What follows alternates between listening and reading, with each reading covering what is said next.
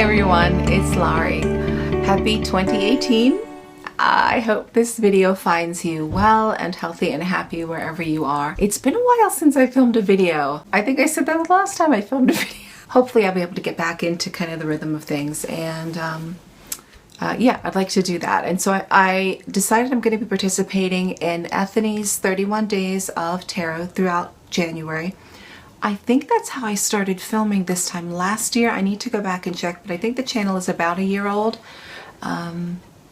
which is kind of exciting and cool. Ooh, maybe I have to do something like a giveaway or something like that. All right, anyway, day number 1 of Ethony's 31 days of tarot. My card of the year is the World card, and this particular one is not focusing. Is it focusing? This particular one is from the Soma tarot, and by Pamela Matthews, that has the bottle backs. I do think I'm gonna probably look for the bottle and perhaps buy one of the small ones, you know, that goes on a necklace. So I thought I would just quickly read a little something about this particular card, not this particular card, but the World card. Spiritual Tarot, 78 Paths to Personal Development. And I first heard about this book from Pat Owlthena here on YouTube. What I like is the author covers the 3 major tarot decks at the time, which were the Rider-Waite, the Aquarian, and the Morgan Greer. I thought I'd just read a little bit about what the author says about this particular card. You know what? I'm going to need to put my glasses on. Better! It is sometimes said the scarf conceals the fact that the figure is androgynous, which in Jungian terms, the author says, represents the goal of successfully blending both male and female into full humanness, and the figure is poised within a world womb, a mandorla, that's that almond-shaped wreath there, bound at the bottom and topped by a lemniscate. Can you see that? That's sort of that infinity symbol. So it suggests here in this card the creativity and protection that comes from our connection to the cosmic process. 4 animals that are in the corner represent the 4 fixed signs of the zodiac. We have Taurus the bull, Leo the lion, Scorpio represented with an eagle, and Aquarius a person. Psychologically, the central figure with 4 corner figures demonstrates the squaring of the circle, an alchemical and Jungian symbol for the process of becoming fully realized and fully transformed human beings. And in the World card, the inner work is symbolically complete, although in reality our inner work never ends. I also decided to pull the Farben Engel card, which goes alongside of this.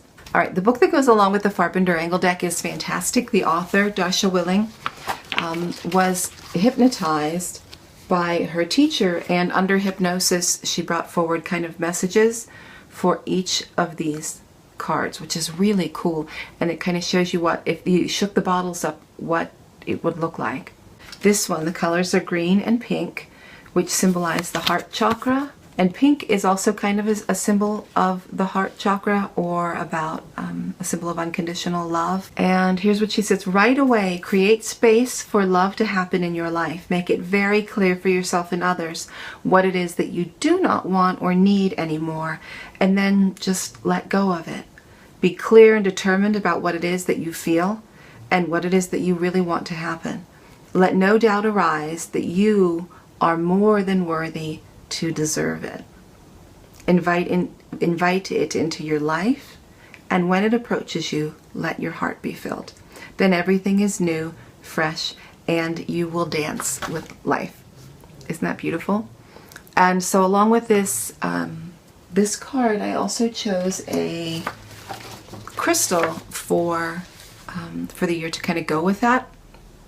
And the crystal that I'm using is called Ruby in Fuchsite. I'm not sure how you say it. It's Fuchsite. This is a wand I picked up last month I think, or the month before, when we went to a nearby crystal warehouse. And it has in it little crystal pieces. Let's see if I can get a better. Little crystal pieces of ruby and fuchsite there. They're kind of green and pink, and it also has some copper wire, and then the whole thing is in a poured resin wand shaped, and I really like it. It's got really nice energy. I'm hoping to find a piece of ruby and fuchsite, a nice big palm-sized piece of ruby and fuchsite sometime during this year. So cool. Yeah, isn't that really neat? I'm starting to lose the light. Sorry about that. I'll try to move quickly. So in addition to the energy for the year displayed in the card for the year, we're also looking at the lesson, the life lesson for the year. I decided to look for some bird energy, and I'm using the Winged Enchantment Oracle, which my older daughter just gave me for Christmas this year. She actually bought me a deck that I already have. So, and I told her I would just keep it. I would have two, or maybe trade the one I already had. And she said no, that she wanted to get me a deck that I didn't have. And so she bought this off my wish list, because it didn't occur to her to look on my wish list in the first place. But, you know, that's okay. The card I drew is Heron. And Heron is actually the very first bird that I can remember having a really transformational spiritual experience with. I was a little girl, probably about 8 or 9 years old, and visiting an uncle and aunt who lived on a Christmas tree farm, and there was a lake on the property. And when I was staying there, just staying there for a little while in the summer by myself, I was kind of allowed to do whatever I wander wherever I wanted to, and I wandered down to the lake at sunset.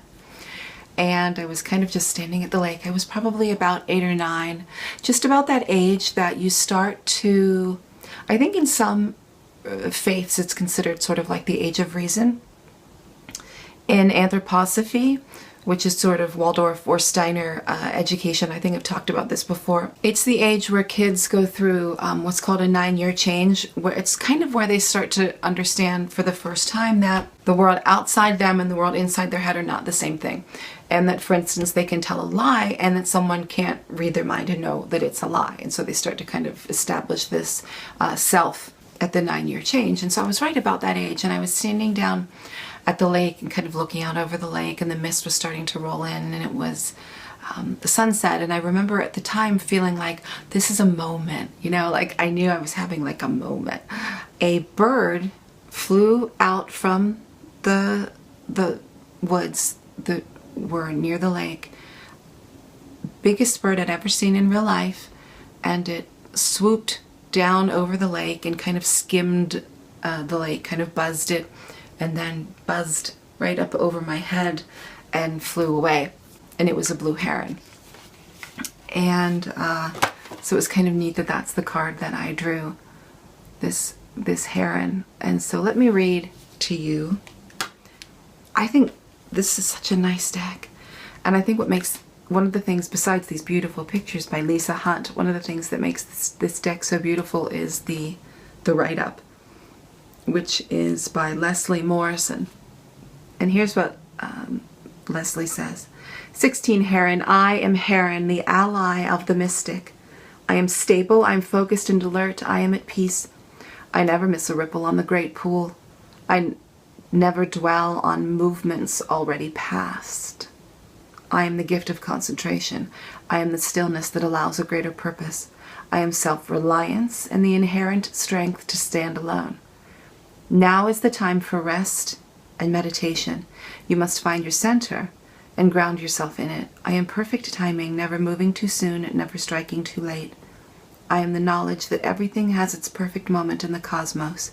If you are trying to push something, it is time to let go. Be still in the waters around you. Wait for the undercurrent and see what it brings. I am humble, having mastered the silence of non-action. There is purification in acceptance. There is wellness in letting things be what they are. You are meditation. You are beauty and balance. You are the calm center of your own universe. You are Heron. Isn't that beautiful? It fits really beautifully too. The idea here of universe and being the calm center of your own universe, and of the crystal of the unconditional love for others and for ourselves, which is neat. Wow, that's really cool, isn't it?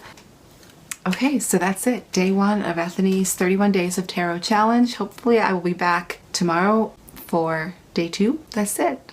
Thanks so much for watching. It's very nice to talk to you and see you again. So, catch you later.